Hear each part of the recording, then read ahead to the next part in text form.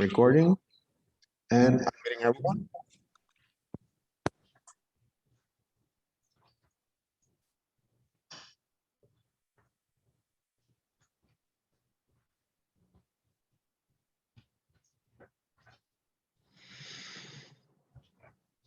Hola, saludos a todos. Gracias por estar con nosotros.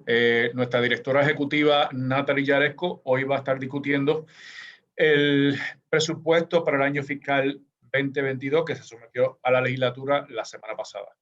Thank you, everyone. Thank you for being with us today. Natalie Jaresco, our executive director, will be discussing the FY22 budget. Okay, thank you very much. Natalie. Thank you all very much, and my apologies for the delays. So good morning. Thank you all for joining us today. Last week, we submitted the general fund budget to the legislature, and yesterday the governor presented his revised budget to the legislature. Today, I would like to highlight some of the most important aspects of the budget that the Oversight Board submitted consistent with PROMESA, and some of the issues that you should keep in mind as you write about the budget and the budget process. The Oversight Board has taken great care in analyzing the governor's budget submission, the actual spending trends of fiscal year 21, the individual agency budget requests, federal consent decrees, other required spending, as well as the cash balances that we have on hand in a variety of entities. We've taken all this together and reviewed it in light of not only the certified fiscal plan, but also in light of the availability of federal funds that can now be utilized by the government of Puerto Rico to both replace lost revenues as a result of COVID and increase funding for eligible programs as a result of COVID. We do this with the knowledge that if the plan of adjustment is confirmed later this year, in which all of our efforts are being invested in the Title III court, we will also begin paying debt service, which is not budgeted until such time as that plan is confirmed. Over the past 4 years, we have consistently focused on ensuring necessary funding for critical government services such as public education, public safety, public health, while at the same time ensuring that the government uses those valuable resources as efficiently as possible, given the limitations of the budget and the fact that we are in bankruptcy. The fiscal year 2022 budget submitted by the board to the legislature and governor under PROMESA was framed within this fiscal reality. So first, I want to remind all of you, because this comes up each year and often in the press, that the budget that was sent to the legislature and governor is only one of 3 parts of the government's total budget. There are 3 different sets of funds: the general fund, which is reflected in the document that we submitted, the special revenue funds, and the federal funds. The general fund is the day-to-day operations and reflects the bulk of the general revenues.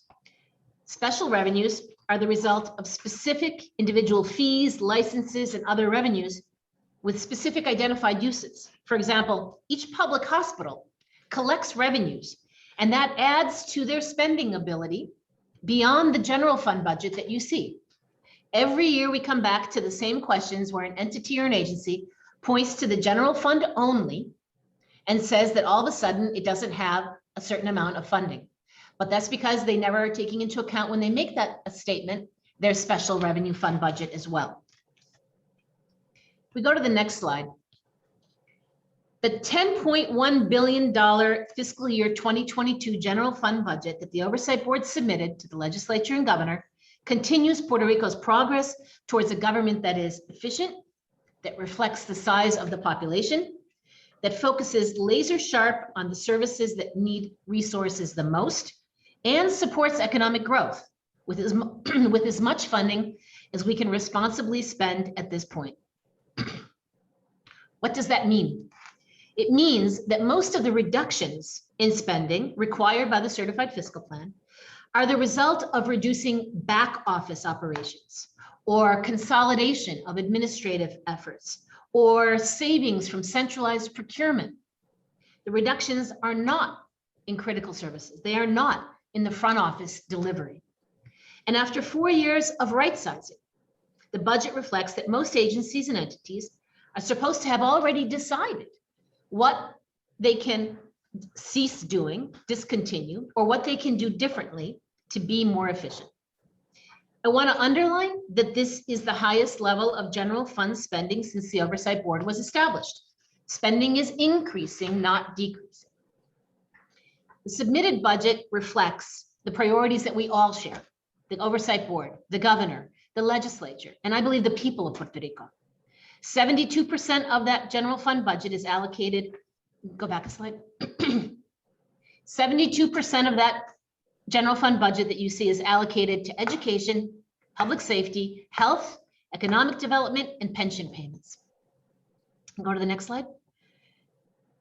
The submitted budget includes a significant number of the budget proposals for new and incremental funding that was made by the governor in this budget process this year. So the Oversight Board agreed and included $273 million in additional funding for these requests. But keep in mind that for each request that is made, the government and the Oversight Board diligence the purpose of the funds, the use of the funds, the plan to spend the funds, the capacity of the agency to spend those funds in this fiscal year, the affordability of each request. And let me be clear, to the extent that the board did not agree with other spending outlined by the governor to the legislature on Tuesday, primarily the rationale was because it was not affordable, knowing that we have yet to include the debt service that will be required to exit bankruptcy. And indeed, the Oversight Board has budgeted a Medicaid cliff. Meaning what? Meaning that we return to whatever is federally legislated currently for the period beginning October 1, 2021. That means we have budgeted sufficiently for the government to pay the required costs of Medicaid based on what the current federal legislation includes, which is a cap of $400 million in federal Medicaid. We all seek fair and equitable treatment of Puerto Rico under federal Medicaid funding. However, it is not fiscally responsible to guess which of the infinite possibility of scenarios will be approved by the federal Congress later this year, even if we're all confident that something will be and should be received above and beyond what current legislation suggests. Why can't we do this?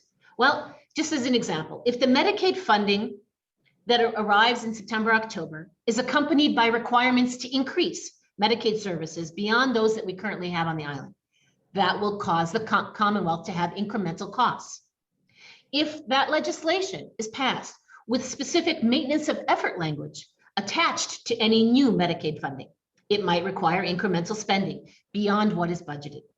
Bottom line, we have no idea what the final language is that will come out of Congress, whether it will change the cap, change the FMAP, or both, include new required services, or have maintenance of effort language. I can come up with dozens of scenarios, each of which would have a different fiscal effect for the government of Puerto Rico. So it is not responsible for us to budget spending what we do not yet know we will have. Will it free up $500 million of general funding, or $1 billion, or nothing? We do not know, and we have to wait until we know to determine what is available and how to spend it. When that time comes, I assure you, the Oversight Board will work with the governor and the government to make those determinations on the basis of new facts. And we've done this before, so it should come as no surprise to anyone. Previously, when we had budgeted general fund spending on Medicaid and the federal government acted, reducing the amount that needed to be spent, the Oversight Board agreed with the government to make that general fund expenditure available to spend in public hospitals, in healthcare. Over $700 million was moved from the spending in Medicaid over 2 years to instead spending in capital expenditures for CDT centers all over the island, increasing the capital expenditures for the public hospitals and more. The budget is built on the best possible estimates of revenues. Back one, please. Of economic trends, of necessary expenditures, and the reality of our fiscal situation. And that said, I have to remind everyone that the limitation here is revenues. Nobody likes to talk about that. Tax reform in Puerto Rico is typically reducing tax collections rather than increasing them. Tax expenditures, remember the 2018 report from Hacienda, are annually about $25 billion a year. Compare that to this general fund budget. If there are critical services or incremental critical services that need to be funded, that aren't funded by this budget, because we have no incremental resources at this time, the question should be, how do we ensure greater resources for funding those going forward? Do we reduce tax expenditures by 500 million or raise incremental revenues of 500 million? That remains a question that is in the hands of the legislature on the revenue side. Until the revenues allow greater spending, we have to avoid the practices of the past, spending more than we earn, overestimating revenues, and spending beyond our means. That's what put Puerto Rico into this difficult financial situation. That is why PROMESA was adopted. And putting fiscally responsible budgets in place is the only thing that will enable the junta to go away once and for all. So I want to return to the point I made earlier, that when we think about the fiscal year 2022 budget, I think we also have to keep in mind that there are substantial incremental federal funds available to Puerto Rico because of the important economic stimulus in the at least 3 past COVID-related bills passed by the federal government. These are funds that are not comparable to anything in previous years in Puerto Rico's financial history. Over $13 billion has been made available to the government of Puerto Rico, the Commonwealth, from the COVID-related federal legislation. And Puerto Rico as a whole, including all the individuals on this island, businesses, hospitals, and others, will receive over $40 billion. Many public corporations, municipalities will benefit directly from these federal funds. The University of Puerto Rico, for example, receives $440 million from these 3 different COVID-related pieces of legislation. Half for student aid and half for the institution itself. The 78 municipalities will be receiving about $1.2 billion in funds directly from the CARES, ARP, and other legislation related to the pandemic. The allocation to each municipality ranges from under 3 million to almost 70 million. Comerío, for example, will receive 4 million. Villalba will receive 4.4 million. And so what's important now is that the government takes this opportunity of the current economic recovery that's being driven by this federal stimulus and continues its path towards fiscal responsibility and maintaining sustainable budgets. It's an opportunity that is rare and extremely valuable for us. It is a cushion of time and resources. So what's in this budget? Next slide, please. It's a budget for the people of Puerto Rico. And the budget includes, for example, approximately $4 billion in general funds for social wellness and related spending. It includes, amongst other things on this page, $11 million in a variety of efforts to fight gender violence on the island. It includes $70 million in different scholarships for different groups of students, from UPR to technical schools to the Department of Education, and other things that you see on this slide. But I'm going to go back to my key point that we can only spend more if we earn more. So a significant portion of this budget is dedicated to economic development efforts. I note to you that these are the direct expenditures from the budgets. And here you'll see general fund and special revenue fund. There is also the great majority of those tax expenditures that you saw in that 2018 report. Remember, 20 billion of the 25 was corporate incentives and corporate expenditures. And there's the value of the PRIDCO properties, which are being leased to businesses. So the investment in economic development is much greater than the numbers you see on this page. These are only the direct expenditures in the budget. I also want to note that aside from this 650 million in the general fund, 204 million in the special revenue fund, the Oversight Board is keenly focused on economic development. Again, growing the pot to spend more on the priorities that the people of Puerto Rico have is the key. So how do we grow the pot that's available? And that is, I go back to the implementation of the structural reforms that are in the certified fiscal plan, which are cardinal to creating a competitive basis, a competitive economy for Puerto Rico, so we can grow, and we can grow the revenues, and we can grow the amount we spend on those incredibly important issues that face every person on the island. Here you see some of these economic development programs in the budget. $170 million, which is going to the Conservation Trust, the Puerto Rico Science Research and Technology Trust Fund, amongst others. $156 million in road repairs, ferry repairs, other improvements at the Highway Authority. $91 million at DDEC, at the Department of Economic Development and Commerce, which is focused on economic incentives to business. $40 million for tourism and marketing events. And it includes as well, I need to mention, an incremental $450 million rolled over from last year to improve broadband infrastructure in rural areas. So finally, I want to underline that these types of expenditures are not the kind of funding you would find in an austerity budget. Austerity means cutting programs, cutting people. And I remind you that there have been no layoffs over the past 4 years, and none are contemplated in this budget. The reductions in payroll have been met with early retirements or attrition. Instead, what we've been trying to do with the reductions in the budget is get the government to save money by reorganizing itself, reducing bureaucracy, better procurement, and more. This budget, like the previous ones, is responsible and necessary to get Puerto Rico back on the path to fiscal sustainability and sustainable spending. There is no other way. It's not about promesa. It's simply the reality that Puerto Rico finds itself in today, and until it exits bankruptcy and achieves fiscal stability and robust economic growth. The budget the Oversight Board has proposed reflects Puerto Rico's reality.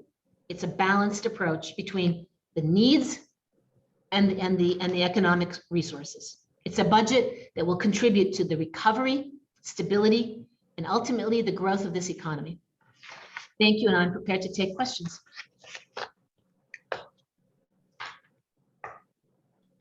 Okay.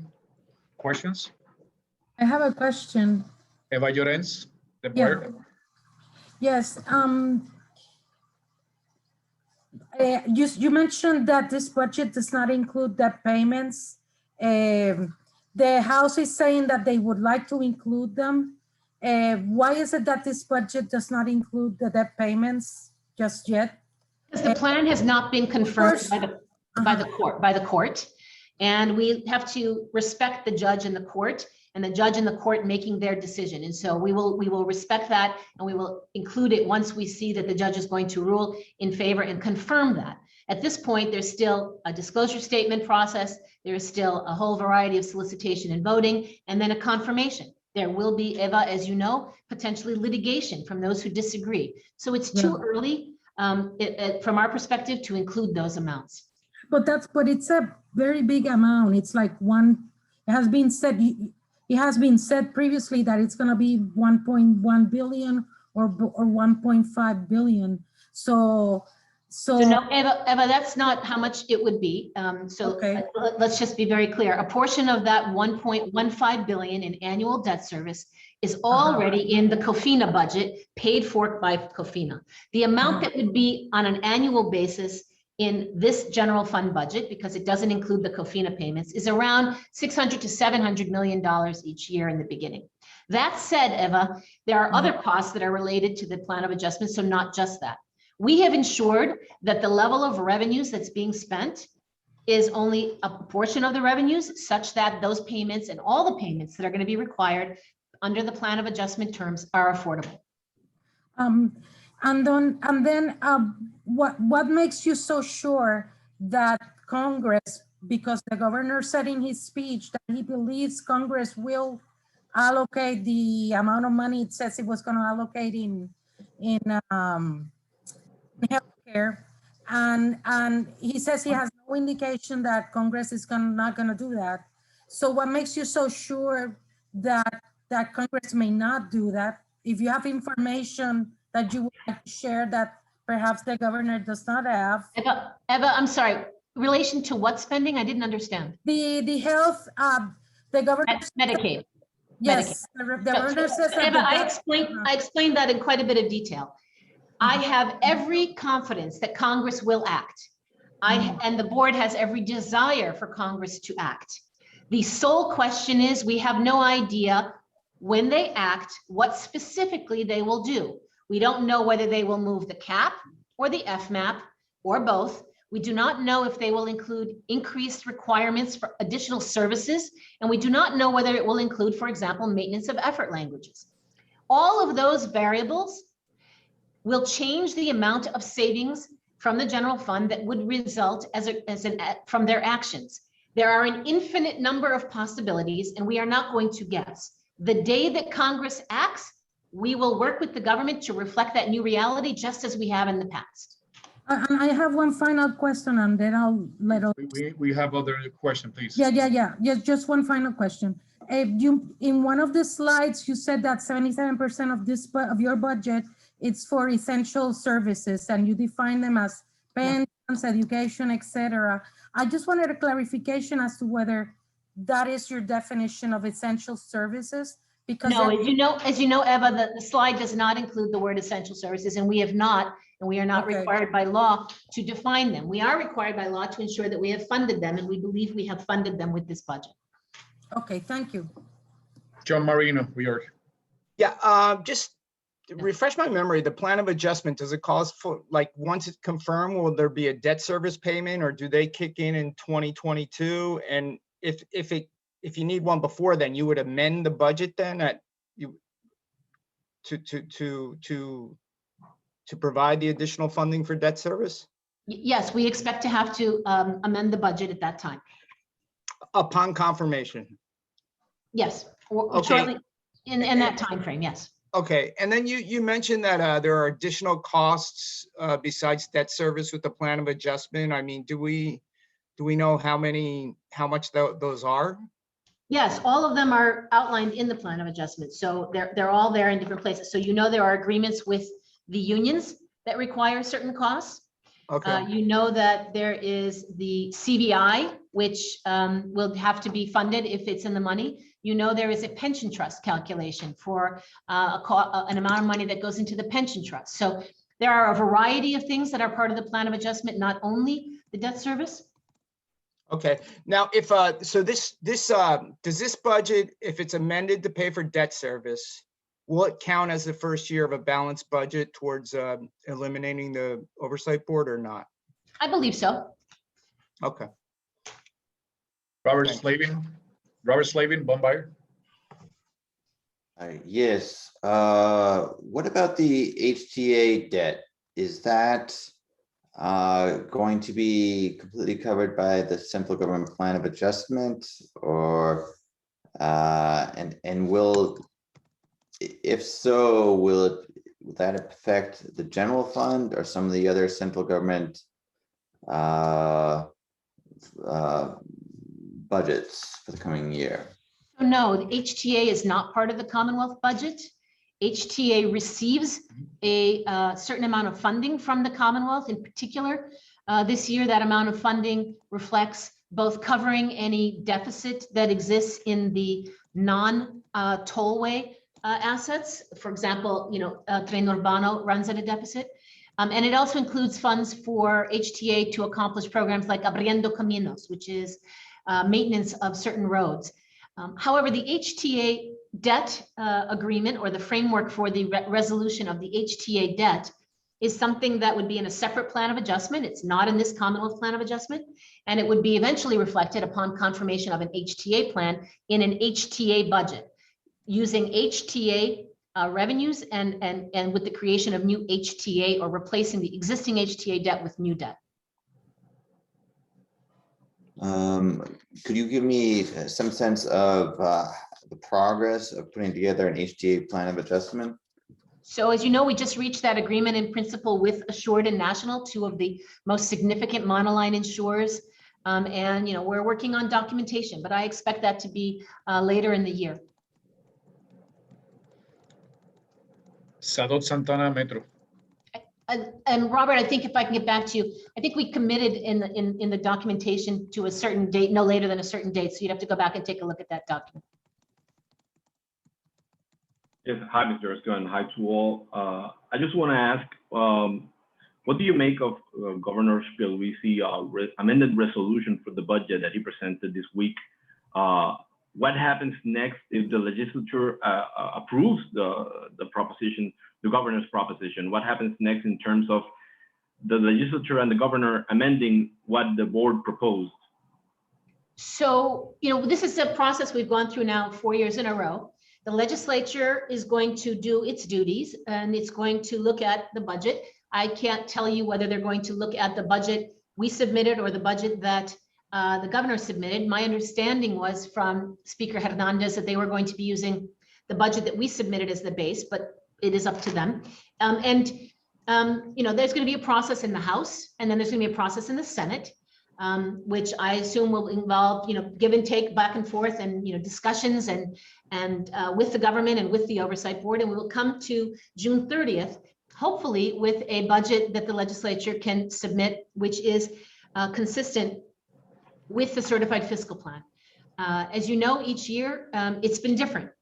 Previous legislatures, some of them didn't send us a budget. I'm hopeful this year that we can come to an agreement between the legislature, the governor, and the board on a budget that is consistent. Okay. I just want to ask about, there was a remark made by the governor during his speech that if the UPR, the University of Puerto Rico, receives more cuts, that it could affect the funds it receives from the ARP. What do you think of his remarks, and are you willing to negotiate those cuts made to the UPR? So we're not negotiating the cuts to UPR, no, but we are looking specifically at the maintenance of effort language. Again, this has to do with how the federal government puts language into the legislation. We are analyzing that maintenance of effort language in the ARP, and if it requires a change, we will work on making that change, yes. Thank you. Isabel, Nuevo Día.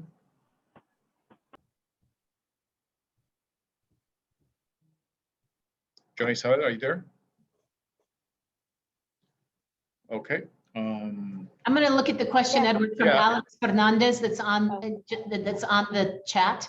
Yes. And just Alex, I think I answered that question in part. It was whether or not we're willing to reach an agreement between our budget, the one the governor submitted, and our thoughts on the legislature saying they're going to, for the first time, submit the budget on June 18th. I'm always very welcoming and very interested in reaching an agreement that is consistent with the fiscal plan, and we will work every day with the legislature, with the governor to do that. We understand that there may be changes that as long as those changes don't significantly or materially impact the certified fiscal plan, we will consider all of them. John Isabel, are you there? Yes, I'm here. Good morning. Go ahead. I do have a couple of questions. The first has to do precisely with the amount of federal funds we're going to be receiving. What we've seen over the years is that once the government receives certain amount of federal funds or non-recurring funds, they basically transfer certain expenditure items to those non-recurring revenues. How, or if this is the case in this fiscal year, if we're seeing, or if you've been able to identify that the government is planning to cover certain recurring expenditures with non-recurring revenues because of these federal fund stimulus package they're going to be receiving. That would be the case of the municipalities, for example, or even certain expenditures at the health department. Is that the case or not? So no, I'm not aware of how the government intends to spend the ARP money that it's received.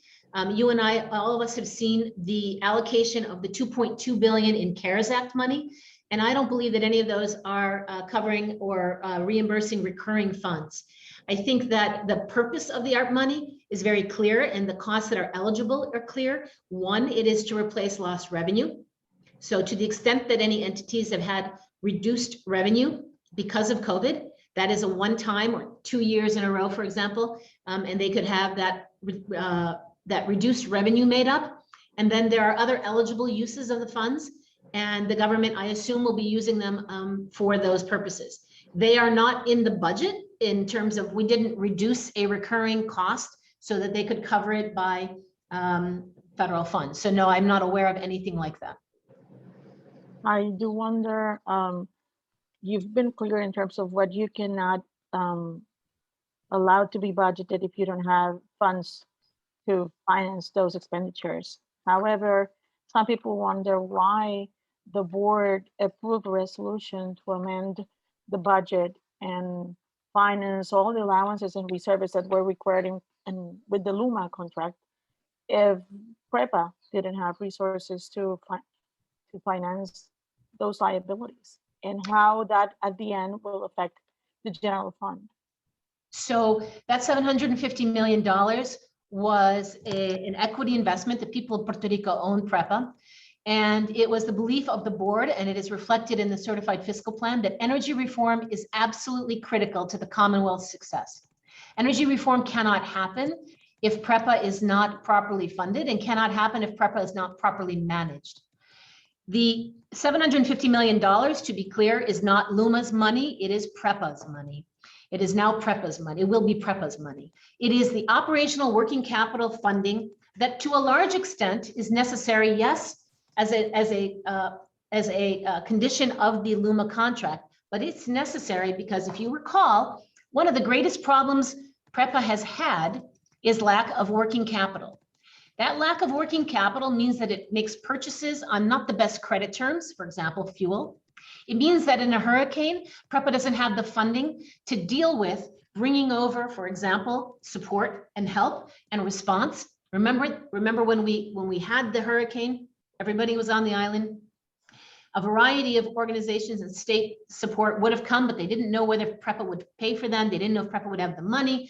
All of that needs to be changed. For PREPA to serve the people of Puerto Rico with low cost, reliable, and cleaner energy, we have to start taking these building blocks and removing these problems and creating the right environment. One of them is to make sure that PREPA has the right working capital to operate efficiently. The second is to get Luma to transition on June 1st in order to actually improve the private sector, the management of that grid.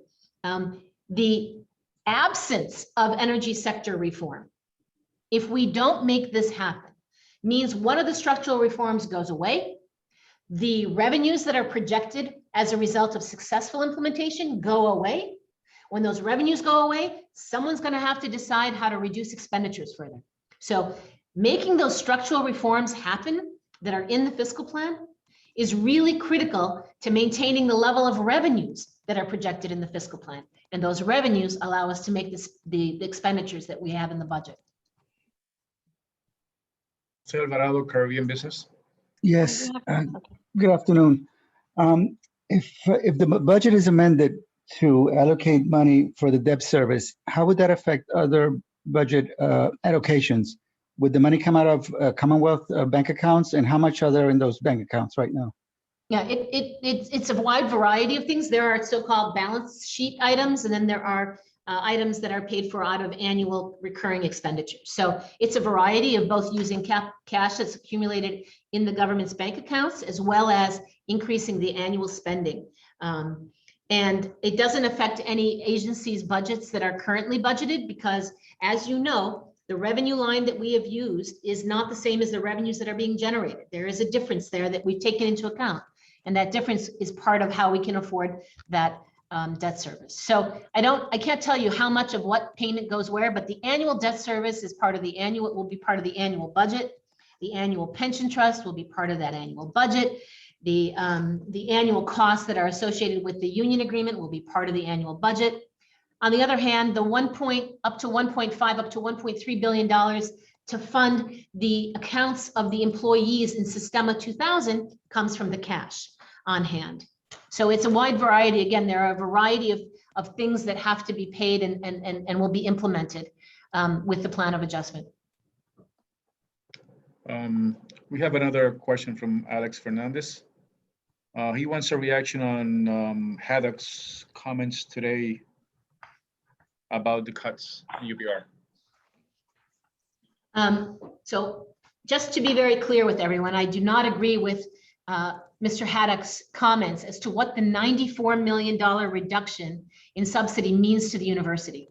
It is not how the fiscal plan is built, and what he suggested, at least in what I read in the report, is not what the fiscal plan requires.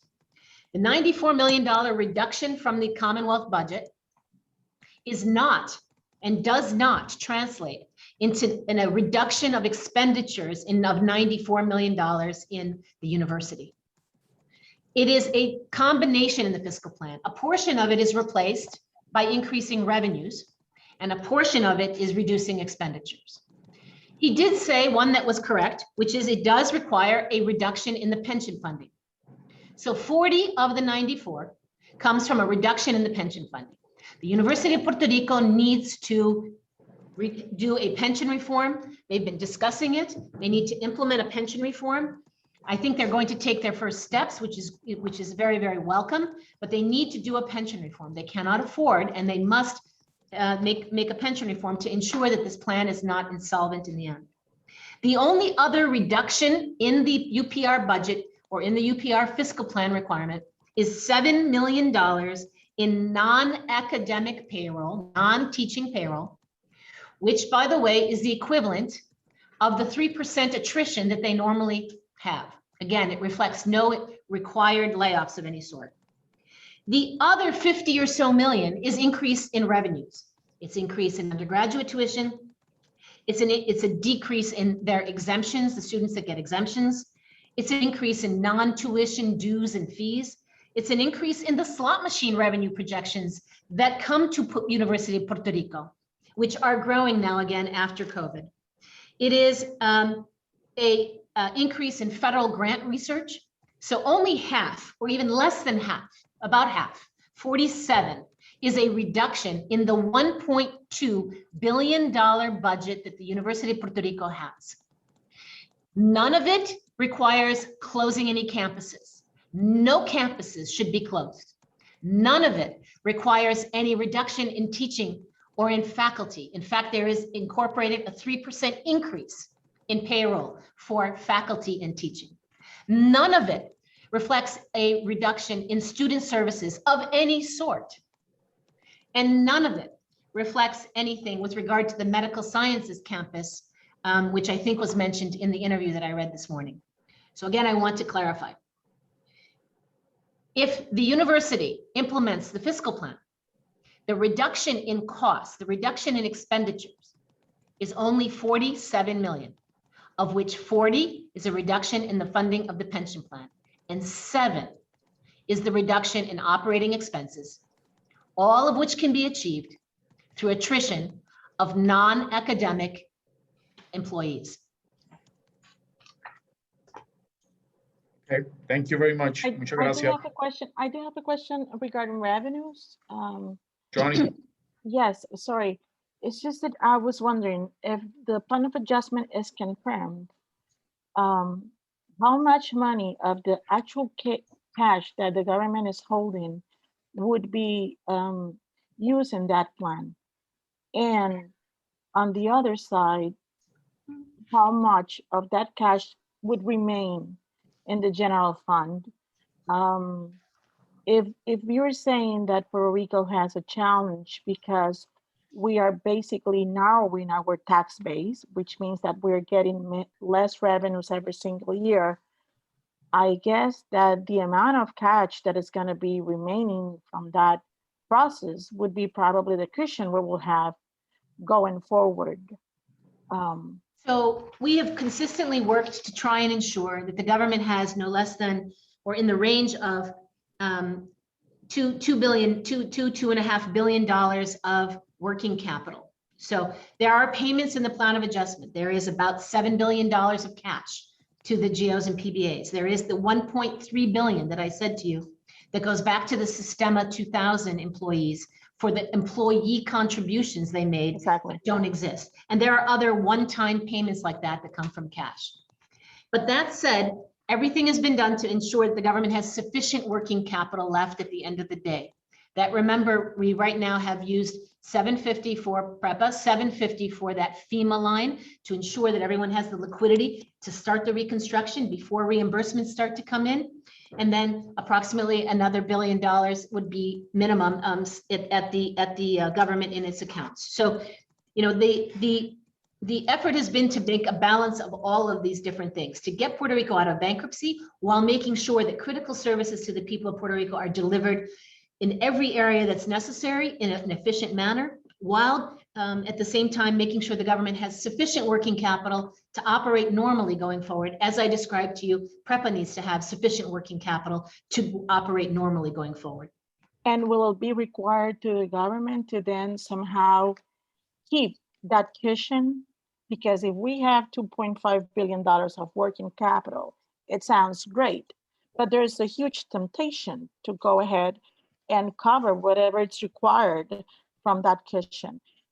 Are I they can gonna only be tell having you- some kind of a cap or something that they cannot like go to that, you know, to that box and take the money without replenishing or something? No, there's no rule in place other than the budgeting process under PROMESA, but no. After PROMESA, the government will have to, make those decisions itself when it's necessary, in what cases it's necessary to dip into that working capital level. Thank you. Thank you very much. Gracias. Have a great day. Bye-bye. Gracias. Gracias.